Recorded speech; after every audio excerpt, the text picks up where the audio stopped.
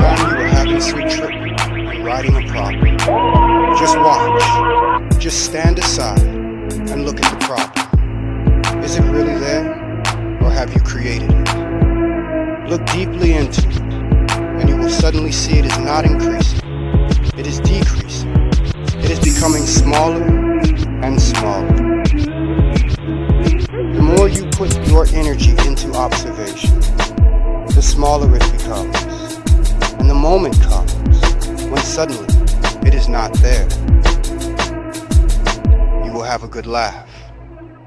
Bhagwa Shree Rashi, the Tantra, version 1.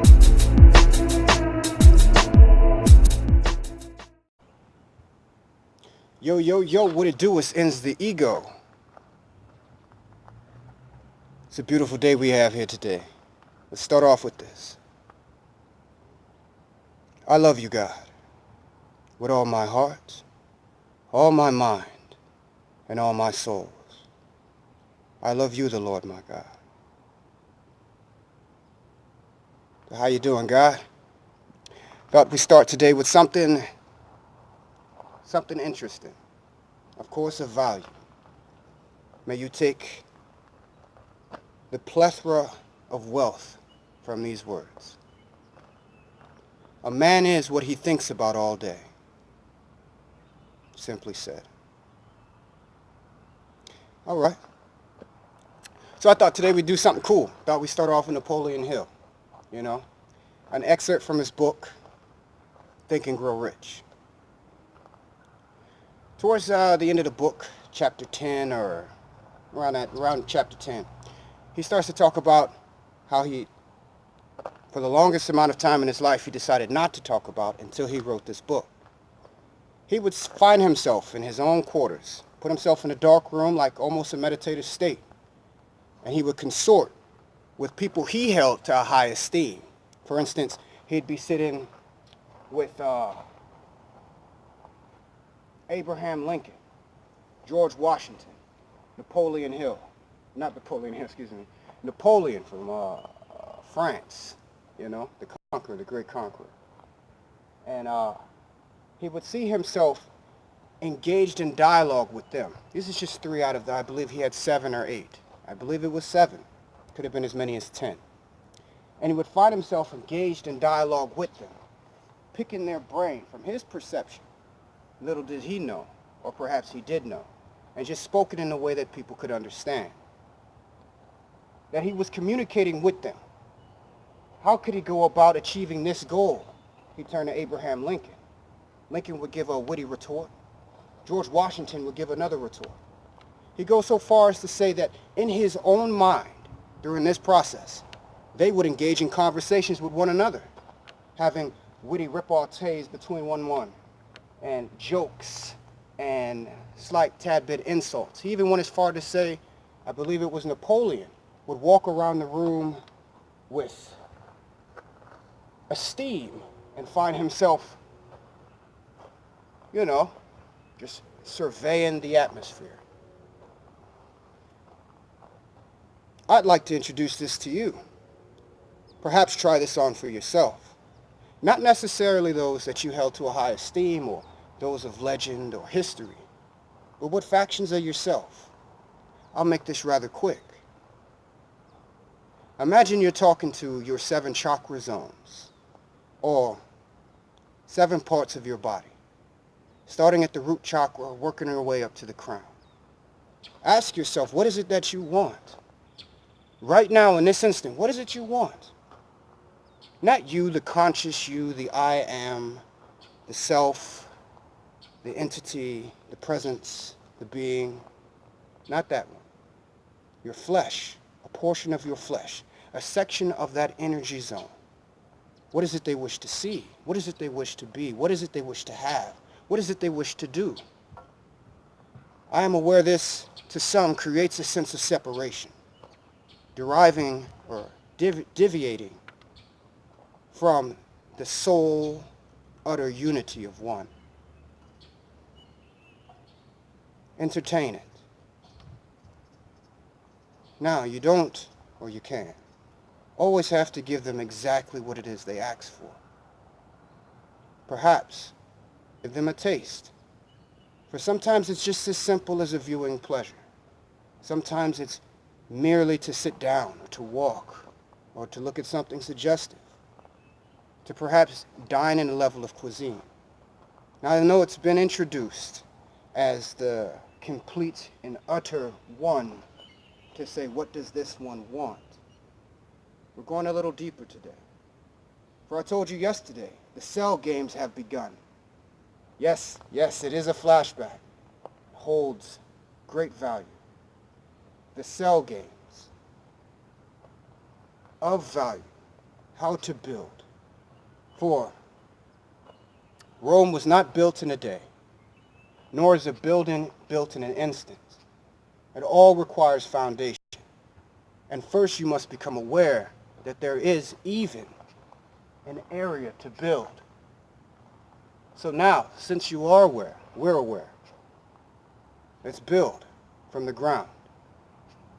I created a playlist today in which I hope to introduce to you a way in which we can begin on a fundamental level to construct, to epically, magnanimously, wholeheartedly, with sincerity, begin to build in a new frame, a new realm, and create a new presence, a new state of being, a level of understanding that isn't really given much justice to and described as a level. I know we like the term dimensions, so let's go with that. It's a dimension. You're shifting. So, today's playlist introduces an introduction to cells, just cells in general. I started with PTSD for, I may go deeper into it. PTSD takes all forms, shapes, and sizes. It doesn't necessarily have to conform to combat. It can be something as simple as having a balloon pop when you were a small child and not being held afterward. That can have a traumatizing effect on you. For everyone has their own cross. It need not be a cross, it can be a boulder. It could be a knapsack. It could be a weight. It could be a cinder block around your ankles. Shapes and sizes, weights, dimensions, forms. We all have them. Some we throw on our back and it's nothing. To some, it's immovable. So we start with PTSD. From there we go into the section of the brain that involves memory, your memory of the event. And then how to begin to change memory, enhance memory, grow that portion of your brain. And I slightly, just very seasoned on the top, introduce something that millions upon millions of people consume every day and the effects it has on that part of the brain. How a simple change of diet can enhance so much. I digress. Let's continue. And we go deeper into the cell, into the neurons, into the literal chemical makeup and bonding of the elements in which you're consuming and how they affect your electronics, your internal electrical system, and grows from there to the cell. We'll expand further on the cell. We will, for the cell games have begun. Moving on. Ask the different portions of your body, what is it they desire? You got your root chakra, you've got your gut, your stomach, you got your heart. What do they want?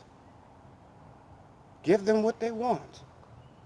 Understand that they are, as you begin to talk to them, as you begin to understand them, they are very much like children, for they are children. And it's not that they are children, it's that your level of communication with them is childish. It's beginning.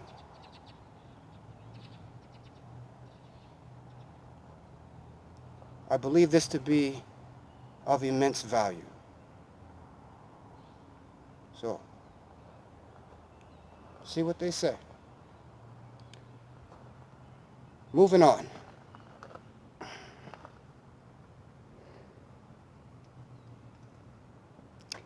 Something of value on the three-dimensional realm. Let's go with 4D, because 3D is me, is you, is us.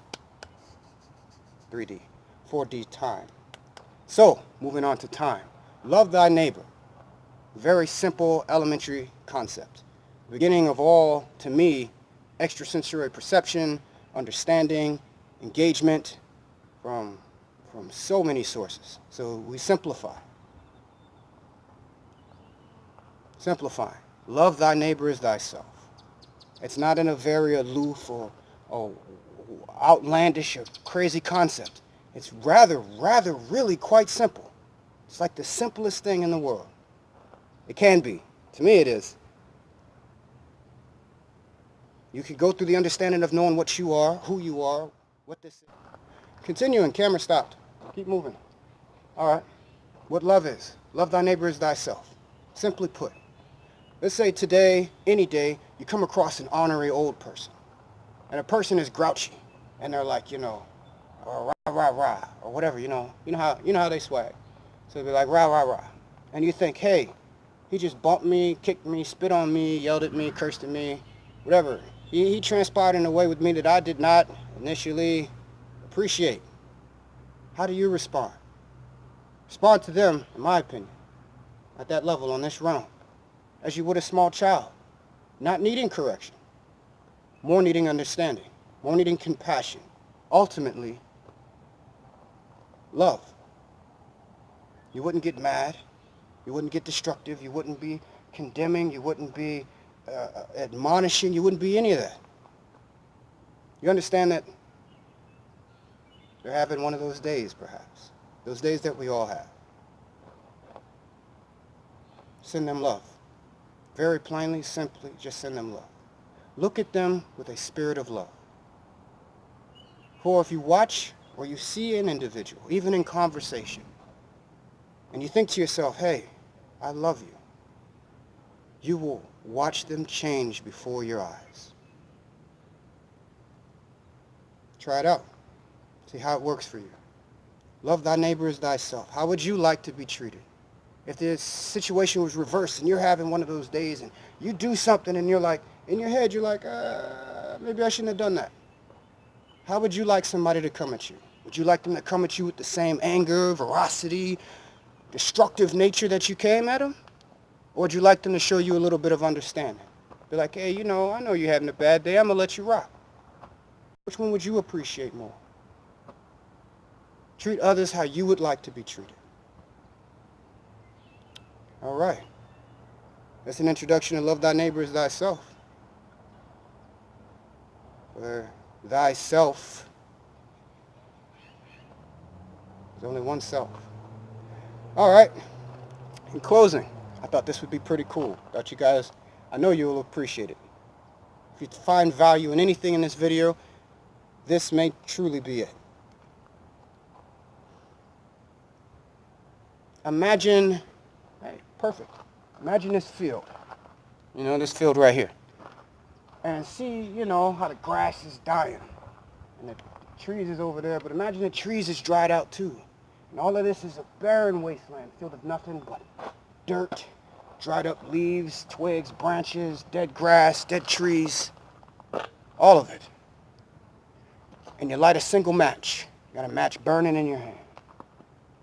Or if you throw a match into the forest, the dead, dried out forest, ready for combustion, what'll happen? So how might you think, I'm asking you to ask yourself, how might you think that'll affect the environment?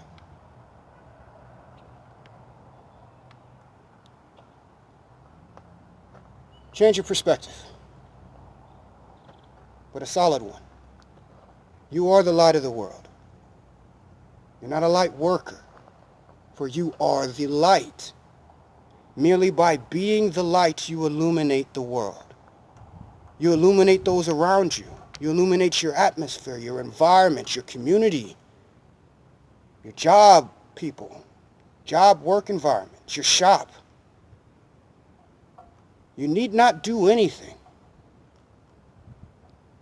You are the light. You know you transpire and engage and interact with the purity of light within you through your actions, your words, your deeds. You need not concern yourself of labor, for the mere act of you doing it, just being, is the labor. You don't have to go out of your way to help somebody cross the road or pick up some books or anything. If you're in that good space, you're in that great space, you're in that epic I am on that light. That's all you have to be. Somebody walk past you, bump you, oh, excuse me. You need not say that either, but if you wish to, excuse me. That kind of generosity, that genuineness,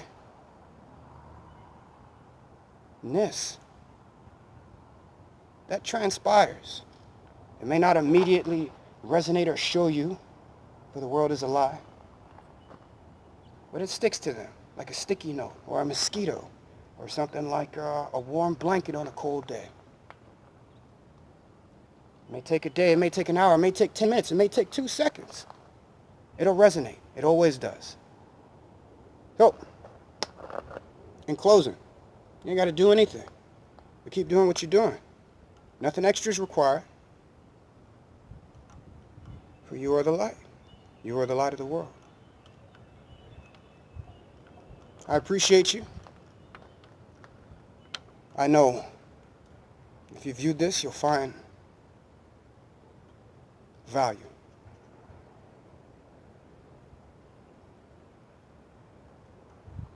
Protect wisdom. Share knowledge. I love each and every one of you. May you continue to enjoy this beautiful day. I am Ends the Ego. Ego of the Ends.